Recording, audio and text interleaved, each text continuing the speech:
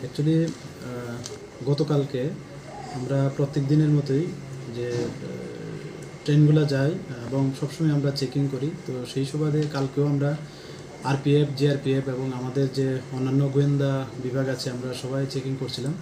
তো এমন সময় তখন সন্ধ্যা আনুমানিক প্রায় 5:30 সাড়ে 5টা হবে।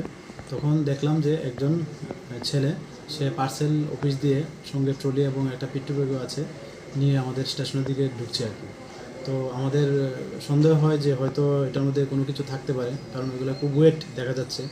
তারপর যথারীতি তাকে আমরা আটক করে জিজ্ঞাসাবাদ করতে সে বলল যে হ্যাঁ, সে এগুলোর মধ্যে গাঁজা আছে এবং সে এগুলি রাজস্থানে নিয়ে যাবে, কারণ তার বাড়ি রাজস্থানে। তো তারপর আমরা আমাদের সিনিয়র অথরিটি যারা আছেন ওনাদেরকে খবর দিই, তো ওনারাও আসেন। তারপর আমরা এগুলি আমাদের পার্সেল অফিসে ওয়েট করে দেখি যে এখানে গাঁজা আছে টোটাল 25 কেজি। তো ওকে জিজ্ঞাসাবাদ করলে বলে যে প্রত্যেকটি প্রায় 4000 কেজি করে কিনেছে। তো এই সুবাদে প্রায় 1 লাখ টাকার মতো হয় এবং পাশাপাশি সে এখন পর্যন্ত এটাও স্বীকার করেছে যে ওইগুলি নাকি তাদের এখানে প্রায় 20,000 করে বিক্রি হয়। তো এই সুবাদে এগুলির দাম প্রায় 5 লাখ টাকার মতো হয়ে যায়। তো এরকম আমরা কন্টিনিউ চলছে আর কি। এর নামটা কি? ওর নাম সুভাষ জাট, বয়স 30 বছর।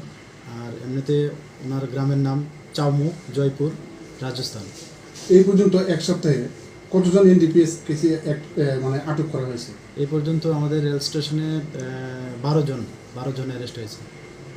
আজকে ওকে আদালতে তোলা হবে? হ্যাঁ, আজকে মহামান্য আদালতে ওকে প্রেরণ করা হবে পুলিশ রিমান্ড চেয়ে। কতদিনের চাকরি পুলিশ? 3 দিনের পুলিশ রিমান্ড চাওয়া হবে।